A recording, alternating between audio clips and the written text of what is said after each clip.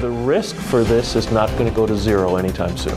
This is going to be around for quite a few more months. A seventh case of the potentially deadly meningococcal disease has been linked to an outbreak at the University of Oregon. The latest victim, a 52-year-old man who visited his daughter at school earlier this month.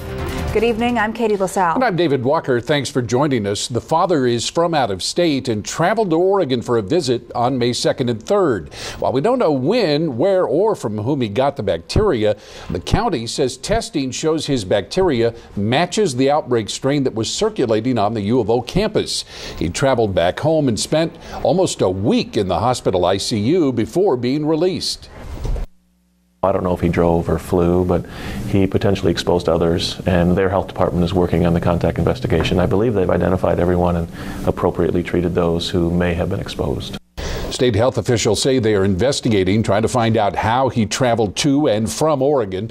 They say there is no heightened risk to the public, but as the school year closes out, they are once again urging undergraduate students to get vaccinated. Health officials point to this latest case as proof that the illness still lingers on campus. And the Oregon Health Authority says this is a really good time for a reminder of just how to prevent spreading this potentially deadly disease. Health officials say the best way is to get vaccinated, and don't share drinks, eating utensils, or toothbrushes, and of course continue to wash your hands. Meningococcal disease symptoms can progress rather quickly and may be confused with other common infections like the flu. So if you have a fever, stiff neck, headache, confusion, or rash, head to the doctor. Well, the world of track and field pauses this weekend to remember an American who was a superstar in every sense of the word. He was Oregon's Steve Prefontaine, who died 40 years ago tomorrow. KVAL's Tom Adams joins us now for a tribute to Pre from two people who knew him best. Tom? Well, hi, David and Katie. Fearless, iconic, the ultimate competitor. As the late Wendy Ray of KUGN Radio once told me, Steve Prefontaine hated to lose. For those who knew him best, that drive continues to inspire many others 40 years later. Steve Prefontaine's life was short, but 4 decades later, we just can't forget him. Well, he was sort of the first superstar of track and field in the United States. Born in Coos Bay to a father of French-Canadian descent and a mother of German ancestry, the young Pre showed very little interest in running. Saying what kind of a crazy nut would run 2 to 3 hours a day. I'll never do that. Yeah, pretty amazing when you find something that you actually love to do. Stardom followed at Marshfield High School, then to the pinnacle of success at the University of Oregon, where he never lost a race that was more than a mile long. Sometimes he might not have been the most talented person in the field, but that didn't matter. He was going to go out and, as he said, put crap in their legs, and that's what he did. Tom Jordan says Pre's aggressive, brash style came out in many ways. And he would make predictions. He would say, I'm going to go out and run such and such, and then he'd go do it. He announces time. Exactly, yeah, kind of like a Muhammad Ali thing. And that, of course, contributed to the charisma and the mystique. Another very important part of that legacy is right here, Pre's Rock on Skyline Boulevard in Eugene. Hundreds of people come here every year, especially this time of year, to tap into that legacy. Andrew Wozniak arrived Friday from Danville, California to drop off his Live Strong wristband at the shrine to Pre. For me, I really liked that he had the sort of charisma and the charismatic attitude, and he was willing to do whatever it took and go through whatever pains he had to go through. It's a great memory. It's mixed emotions, of course. Raw emotions for Sister Linda in the house where her brother had so many triumphant moments. She hopes people watching the Prefontaine Classic will remember one thing about Pre. I guess if you're going to use one word, I would say inspiration. He inspires not only athletes, but he inspires the non-athlete to do the best that they can do. Tonight is the free night portion of the Prefontaine Classic. The gates opened up at 5:30. Several track events will be held at Hayward, and there will be a special video tribute to Prefontaine.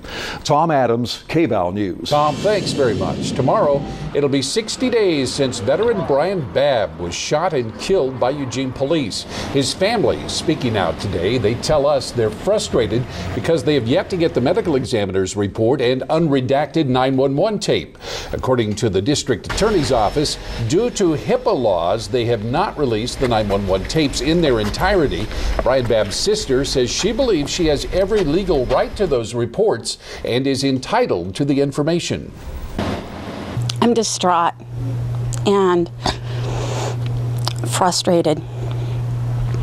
I don't think this is fair, and I don't think it's right. If there's nothing to hide and it was deemed justified, why aren't we getting the information that we need? We contacted Lane County District Attorney Alex Gardner today, and in a statement to KVAL, he writes, quote, "With the exception of the unredacted 911 tape and autopsy photos, we've provided 2 full copies of discovery to Babb family members, all at no charge."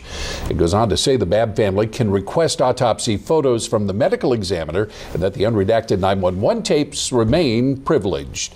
KVAL News is committed to fair and accurate coverage. Let us know if we missed a side of the story. We'd like to hear from you. Call us, email us, or you can use Facebook or Twitter. And we're taking a first look at the weather now. We made it. It's Friday. What a great day to be out. And we have our very own Al Peterson. Yes, and I wanted to warn David, you saw the Steve Prefontaine story. I know you're thinking of going and running 3 hours straight. This guy, yeah. It's 80 degrees right now, so hold it down to 2 hours. If you can do 2 hours, keep it under control, build up to the 3. Yeah, ooh, hey, it's dropped. It's now 77 degrees in the Eugene-Springfield area. We're getting thunder and lightning in both Pendleton and Redmond, so it is an unseasonably action-packed summer-like day, even though it's fall. Next 7 days in a row, friends, well, I'll tell you what we're anticipating. We're going to have to jump down ahead, get this thing to working for us. There we go. There we are. Bingo. Highs in the 80s tomorrow and Sunday. Could be rain Monday, Tuesday. Back to the news desk. All right, Al, thanks. Oregon State Police are asking for your help. They're trying to find an 18-year-old who walked away from an Oregon Youth Authority job site in Florence. The teen, Joshua Ward, is in custody for attempted sexual abuse and attempted robbery. He was on a supervised job site on May 27th when he went missing. Officials say he may be a danger to himself and others. If you see him, authorities say don't approach him, but call law enforcement. He's described as 6 feet tall with brown hair and brown eyes. He has 3 pentagram tattoos on one hand.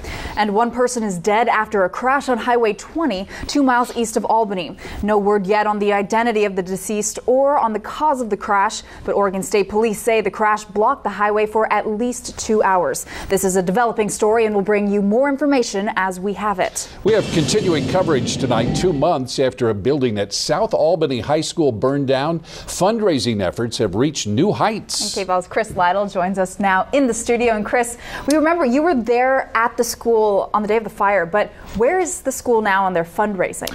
Katie, David, the school says it's been a long, slow process to rebuild, but thanks to the overwhelming support from the entire country, it's been a pretty smooth ride.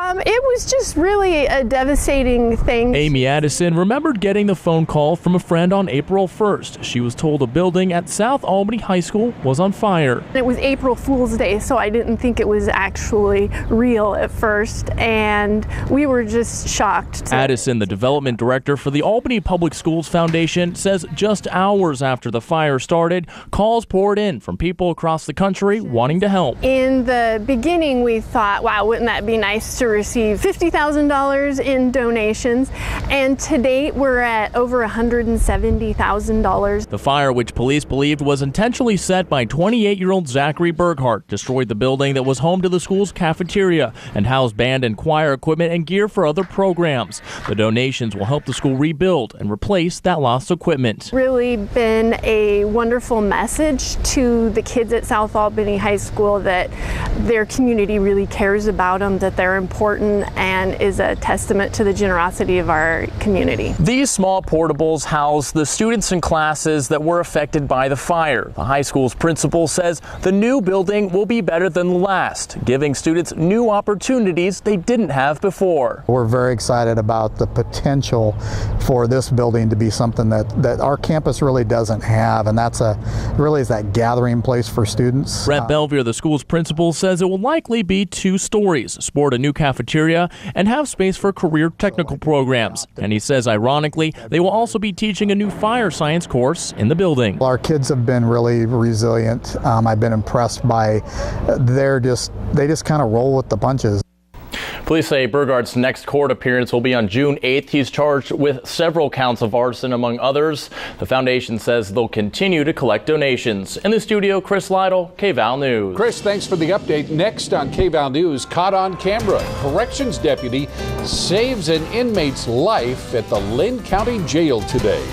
And they've seemed to try it all, but will a fake orca work and solve the sea lion problem in Astoria? Well, take a look.